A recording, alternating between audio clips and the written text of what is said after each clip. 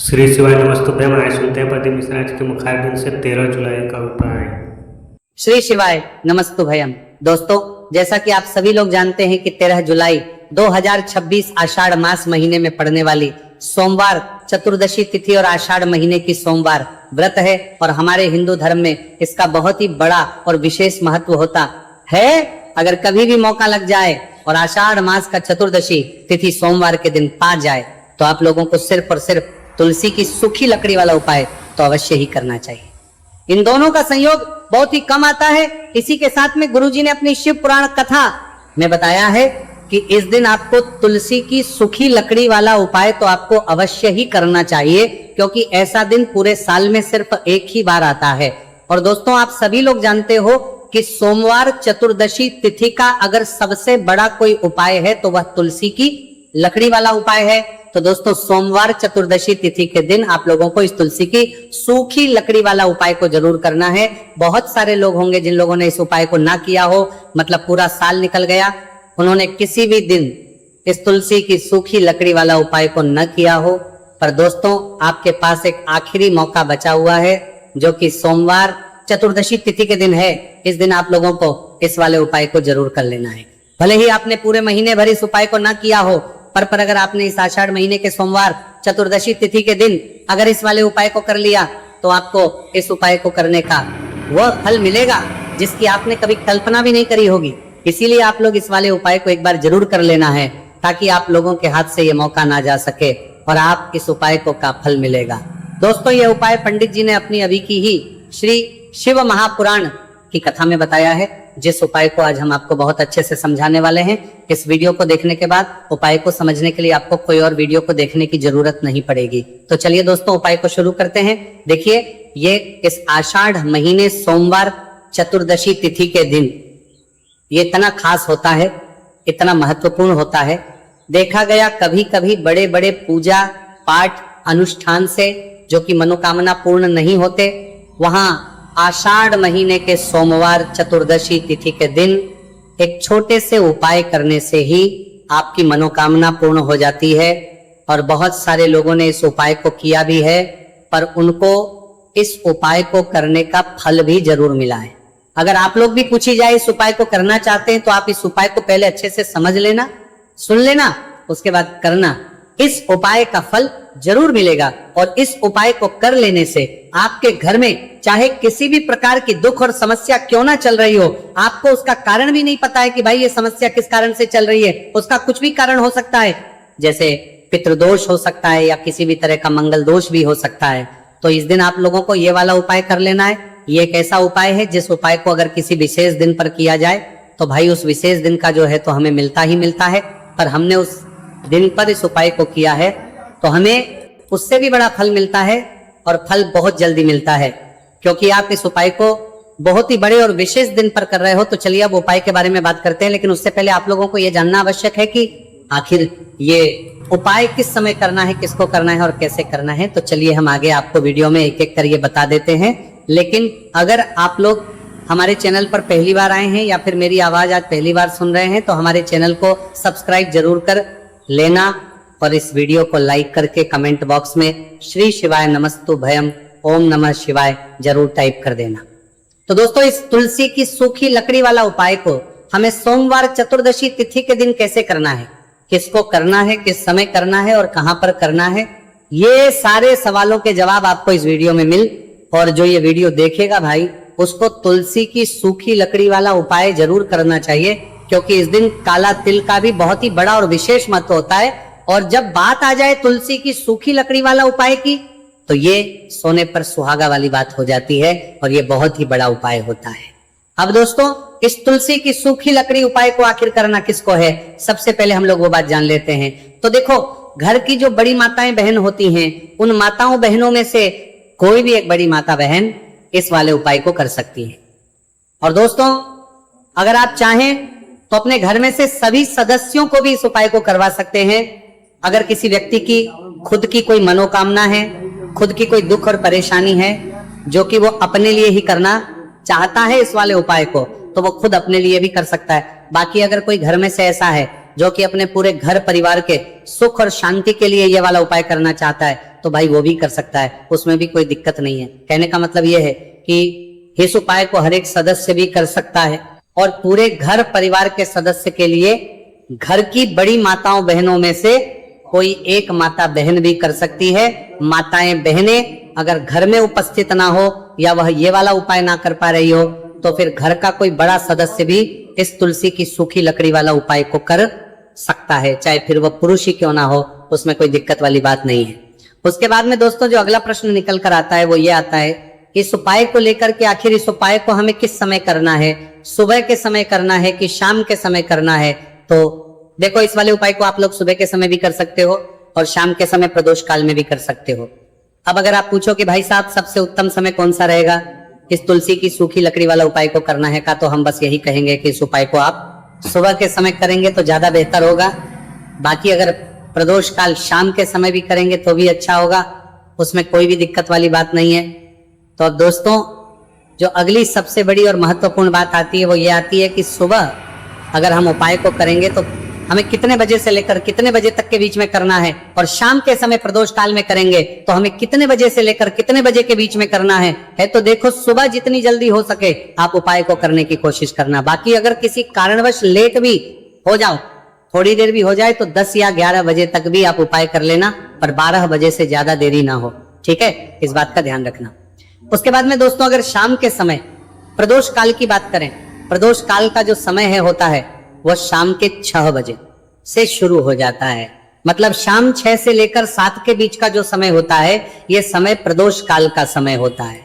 तो आप इस उपाय को 7 या 8 बजे के बीच में भी कर सकते हो। मतलब शाम के 6 बजे से रात 8 बजे के बीच में आप कभी भी इस वाले उपाय को कर सकते हो, उसमें कोई भी दिक्कत वाली बात नहीं है। देखिए, यदि हम किसी भी प्रकार के उपाय को निश्चित दिन और निश्चित तिथि पर करते हैं तो इसका हमें बहुत अधिक लाभ मिलता है और इन उपायों को करने के बाद हमारे जीवन में बहुत अधिक परिवर्तन है। साथ ही साथ ये जो उपाय आपके जीवन की सारी परेशानियों को और सारी बाधाओं को दूर करने वाले हैं।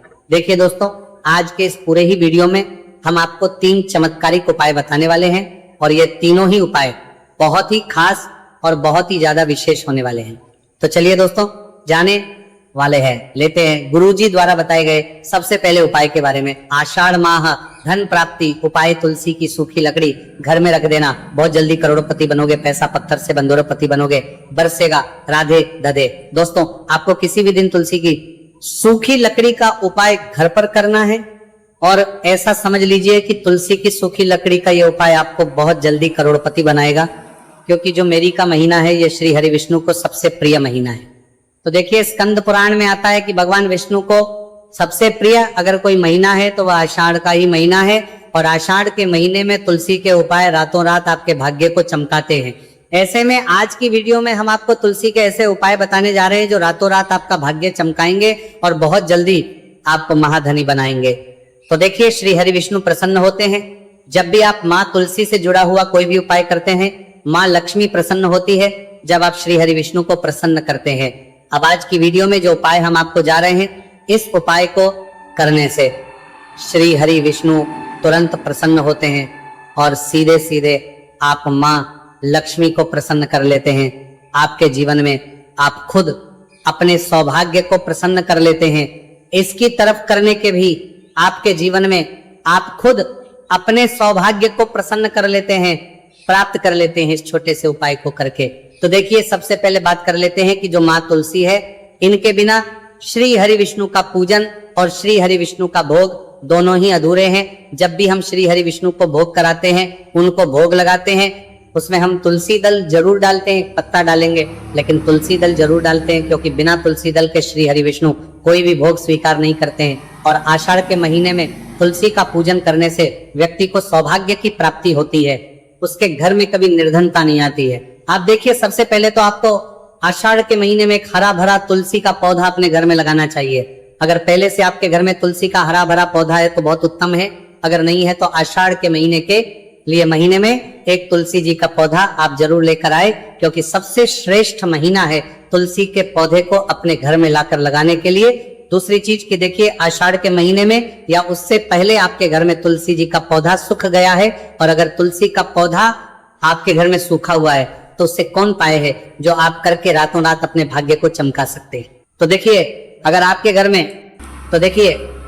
घर में तुलसी जी का सूखा हुआ पौधा है, इसमें आपको हरे भरे पौधे से उपाय नहीं करना। आपके घर में तुलसी जी का अगर सूखा हुआ पौधा है, उसी से आप उपाय करेंगे, इस चीज का ध्यान रखेंगे। तो देखिए, अगर तुलसी जी का पौधा सूख गया है तो आपको क्या करना है, छोटी छोटी टहनियां लेनी है, गिन करके 7 टहनियां, ठीक है ना। कितनी टहनियां लेंगे? 7 टहनियां लेंगे। थोड़ा सा मौली धागा आपको लेना है और 7 तुलसी की सूखी लकड़ी को एक के अपने अंदर एक यानी गट्ठा टाइप का बनाना है और उसको बांध देना है, ठीक है ना। सारी तुलसी की लकड़ियों को इकट्ठा करना है और मौली धागे से बांध देना है। बांध देंगे कलावा लपेट कर। अब आपको क्या करना है, रोली का इस तुलसी की सूखी लकड़ी पर आपको करना है रोली का तिलक करेंगे। अगर चंदन है तो थोड़ा सा चंदन लगा दीजिए। अब ये तुलसी की जो सूखी लकड़ी है, ये आपको थोड़ी देर अपने घर के मंदिर में रखनी है, श्री हरि विष्णु के सामने, और एक देसी घी का दीपक आपको श्री हरि विष्णु के सामने लगाना है। दीपक गोल बाती का लगाएंगे और उसमें 1 चुटकी पिसी हुई हल्दी डाल देंगे, ठीक है ना। श्री हरि विष्णु को हल्दी बहुत प्रिय, दीपक लगा देंगे। थोड़ी देर बाद जो तुलसी की लकड़ियां हैं उनको ऐसे ही रखा रहने देंगे, तिलक कर देंगे। अब थोड़ी देर बाद आपको क्या करना है, तुलसी की वो जो सूखी लकड़ी बांधी थी कलावे से, मौली धागे से, अब आपको उन्हें उठाना है। एक छोटे से लाल कपड़े में आप इसको रख लीजिए, ठीक है ना। लाल कपड़े में रख लीजिए, पीला कपड़ा हो तो पीले कपड़े में रख लीजिए। रखने के बाद आपको क्या करना है, इसकी पोटली टाइप की बना देनी है, धागे से लपेटकर मौली धागे से पोटली बना लीजिए, आराम से बंध जाती है। अब इस पोटली को आपको कहाँ रखना है, इसे आपको अपने घर के मुख्य द्वार पर टांगना है, ठीक है ना। अंदर की तरफ परपरा से मुख्य द्वार पर अंदर की तरफ टांग दीजिए और माँ लक्ष्मी का ध्यान करिए, श्री हरि विष्णु का ध्यान करिए, उनसे प्रार्थना करिए कि हे धन की देवी महालक्ष्मी, आप मेरे घर में पधारिए और अपनी कृपा मुझ पर बरसाइए। इस तरह से आपको प्रार्थना करनी है और मंत्र बोलना है, ओम नमो भगवते वासुदेवाय नमः 11 बार ये मंत्र बोलना है। एक दीपक आपको जिस दिन भी उपाय कर रहे हैं अपने घर के मुख्य द्वार पर प्रज्वलित करना है। चौमुखी दीपक, 4 बाती का दीपक लगाएंगे और थोड़ी सी हल्दी उस दीपक में भी डाल देंगे। मुख्य द्वार पर दीपक बाहर की तरफ लगाना है, सीधे हाथ पर, ठीक है ना। ये उपाय आषाढ़ में आप करिए और देखिए कि कैसे आप महाकरोड़पति बनते हैं, कैसे आपके पास पैसा आता है और कैसे आपके पास पैसा रुकता है। तो ये वही उपाय है जो रातों रात आपके भाग्य को चमकाएगा और आपको महाधनी बनाएगा। छोटा सा उपाय आपको महाकरोड़पति बनाएगा। आपके बाद करोड़पति है, बनते बनाया गया है देगा। अगर सच्ची श्रद्धा से आपने इस उपाय को कर लिया, साथ ही साथ आषाढ़ के महीने में अगर कोई जूते का दान कर देता है, जूते चप्पलों का कोई दान कर दे, माह में तो समझ लीजिए उसे हर वो वस्तु मिलती है जिसकी वो कल्पना करता है, जिसकी वो चाहता है। आपने अगर कुछ ऐसा सोचा है कि हाँ मुझे ये वस्तु या मुझे ये चीज मिल जाए, मेरी ये इच्छा पूरी हो जाए, आपकी कोई भी इच्छा अधूरी है, पूरी नहीं हो रही, तो आषाढ़ माह में आप चाहे किसी एक व्यक्ति को दान करें, जूते या चप्पल का दान जरूर करेंगे और फिर देखिए कि आपका भाग्य कैसे आपका साथ देता है और कैसे आप अपने जीवन में आगे बढ़ते चले जाते हैं। तो बहुत अच्छे से उपाय आपको बताया है। अब हम बात करते हैं दूसरे विशेष उपाय की। देखिए, ये उपाय भी तुलसी जी के पौधे के वहां पर करना है। आपके भाग्य का उदय करने के लिए आपके घर में धन सम परेशानियां हैं, कर्ज की समस्या अगर दिन पर दिन बढ़ती जा रही है, खत्म नहीं हो रही है, बहुत ज्यादा परेशानियां हैं, तो आपको ये उपाय करना चाहिए। देखो करना क्या है, बहुत ध्यान से समझना। आपको मात्र तांबे के पात्र के अंदर जल लेना है, उस जल के अंदर 1 चुटकी आपको हल्दी मिला देनी है, ठीक है, और साथ में लेना है कमल गट्टा। या केवल उपाय आषाढ़ सोमवार चतुर्दशी तिथि के दिन करना है। अगर आपको ऐसा लगता है कि आपके जीवन में अष्टलक्ष्मी का वास नहीं है, भाग्य का साथ आपको नहीं मिल पा रहा है, तो आप ये उपाय शनिवार के दिन कर सकते हैं, सोमवार चतुर्दशी तिथि के दिन भी कर सकते हैं, ठीक है। शनिवार सोमवार दोनों दिन आप ये उपाय कर सकते हैं। देखो करना क्या है, इस जल के पात्र के अंदर हल्दी डाली और एक कमलगट्टा डाला। अब आपको तुलसी जी के वहां पर जाना है।